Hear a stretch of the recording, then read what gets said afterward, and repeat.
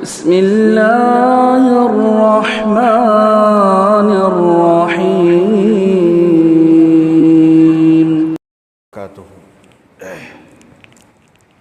الحمد للہ رب العالمین والصلاة والسلام علی رسولہ الکریم اما بعد۔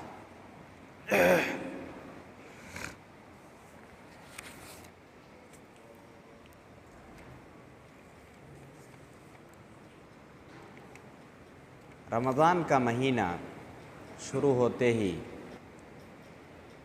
کچھ سوالات ہیں، کچھ اشکالات ہیں جو لوگوں کے ذہنوں میں عام طور سے آتی ہیں۔ ان میں سب سے پہلے میں کچھ چیزوں کا تذکرہ کروں گا جو کہ مفطرات الصوم یعنی روزہ جن چیزوں سے ٹوٹ جاتا ہے۔ بہت ساری ایسی چیزیں ہیں جن سے روزہ نہیں ٹوٹتا ہے لیکن ہم سمجھتے ہیں کہ روزہ ٹوٹ جاتا ہے۔ کچھ چیزیں ایسی ہیں جن سے روزہ تو ٹوٹ جاتا ہے لیکن ہم سمجھتے ہیں کہ حقیقتاً روزہ نہیں ٹوٹتا ہے۔ اس لیے اس کی وضاحت مفطرات الصوم روزہ کو توڑ دینے والی چیزیں کون سی ہیں، یہ تقریباً 7 انواع ہیں۔ اس کے تقریباً 7 انواع ہیں، 7 قسم کی چیزیں ہیں۔ سب سے پہلی چیز جس کو سب سے بڑا گناہ مانا جاتا ہے اور جو روزہ کو توڑنے والی سب سے بڑی چیز ہے وہ ہے رمضان کے دنوں میں آدمی جمع کرے، یعنی بیوی سے ملاقات کرے، وہ سب سے بڑی چیز ہے اور سب سے اس کے لیے کفارہ مغلظہ ہے۔ کوئی شخص اگر اس طرح کی حرکت کرتا ہے تو اس پر 5 چیزیں لازم آتی ہے۔ سب سے پہلی چیز تو اس کا وہ روزہ فاسد ہو جائے گا۔ دوسری چیز اسے ایک غلام کو آزاد کرنا ہوگا، یا نہیں تو 2 مہینے لگاتار روزے رکھنے ہوں گے، نہیں تو 60 آدمی کو کھانا کھلانا ہوگا اس ایک دن کے بدلے۔ تو اب تو غلاموں کا سلسلہ ہے نہیں، اس وجہ سے سیدھا 2 مہینے کے روزے رکھنے ہوں گے۔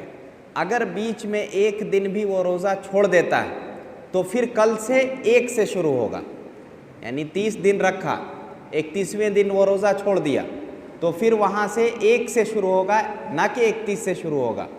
تو یہ سب سے بڑا ہے جو یعنی روزے کو توڑ دینے والی چیز۔ اگر کوئی شخص مزی نکل جائے، یعنی بیوی سے مذاق کرے یا کچھ ہو، تو ویسی چیزوں میں آدمی یہ سوچتا ہے کہ روزہ ٹوٹ گیا، لیکن روزہ اس سے نہیں ٹوٹتا ہے۔ مزی اور منی یہ دونوں میں فرق یہ ہے۔ اگر کوئی شخص کوئی چیز کھا لے یا پی لے، حلق سے نیچے اتر جائے تو اس سے روزہ ٹوٹتا ہے۔ جیسے اللہ کے رسول نے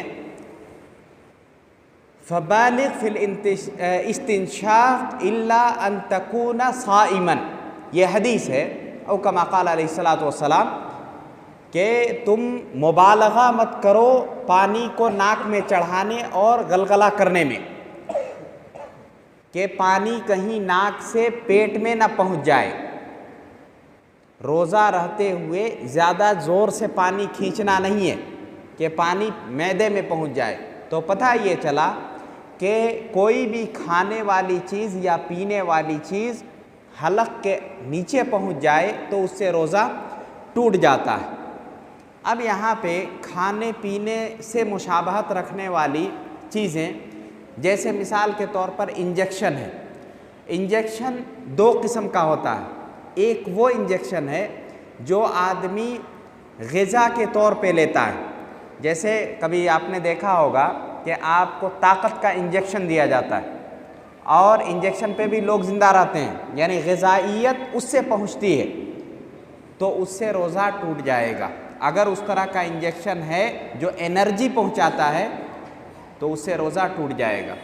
لیکن اس طرح کے انجیکشن اگر ہیں جو یعنی غذائیت نہیں پہنچاتے ہیں، جو دوا کے طور پر استعمال ہوتے ہیں، حالانکہ وہ جسم میں داخل ہو رہے ہیں لیکن پھر بھی اس سے روزہ نہیں ٹوٹے گا۔ یہ بتائیں گے کون؟ یہ ڈاکٹر لوگ بتائیں گے کہ اس میں انرجی ہے یا نہیں ہے، یا یہ کس وجہ سے انجیکشن ہے، وہ ڈاکٹر لوگ بتائیں گے۔ وہ اگر بتاتے ہیں کہ اس میں انرجی ہے تو پھر وہ اس سے روزہ ٹوٹ جائے گا۔ اسی طرح کہتے ہیں حقن الدم، یعنی خون کو چڑھانا۔ جسم میں اگر خون کو چڑھایا جائے، آدمی روزے سے ہے، خون کی کمی ہوئی، اسے خون چڑھایا گیا، تو خون چڑھانے کی وجہ سے اسے روزہ ٹوٹ جائے گا۔ کیوں؟ کیونکہ جسم میں سب سے زیادہ طاقت دینے والی چیز وہ خون ہی ہے، تو خون اگر جسم میں چڑھایا جاتا ہے تو پھر اس سے بھی روزہ ٹوٹ جاتا ہے۔ ایک سوال یہ ہے کہ آدمی برش کرتا ہے، پیسٹ لگاتا ہے، مسواک کرتا ہے، یہ منہ کا بلغم ہے، منہ کا تھوک ہے، لعاب ہے، یہ اگر منہ میں چلا جائے، دیکھیے یہ جو معجون ہیں جن کو ہم پیسٹ کہتے ہیں، پیسٹ ایسا پیسٹ جو کہ جس میں کوئی مزہ ہو اور وہ حلق کے اندر پہنچے تو نقصان دہ ہے۔ اگر آپ اس سے منہ دھوتے ہیں، برش کرتے ہیں، اسے تھوک دیتے ہیں، کوئی حرج نہیں ہے۔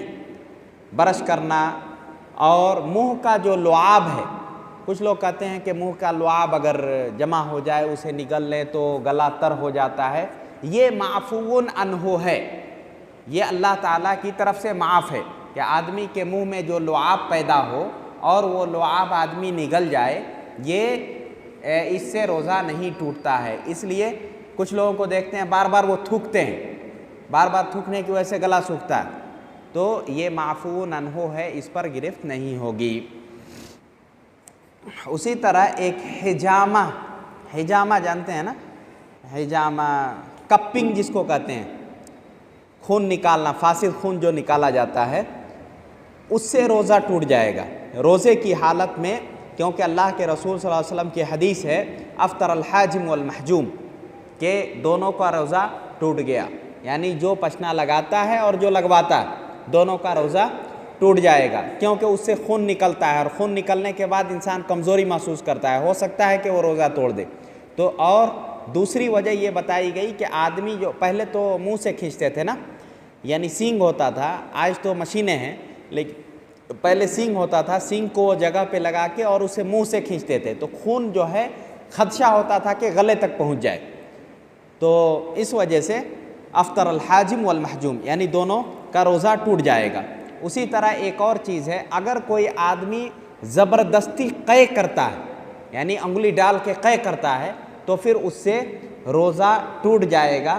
لیکن اگر اپنے سے قے ہو جائے تو اس سے روزہ نہیں ٹوٹے گا۔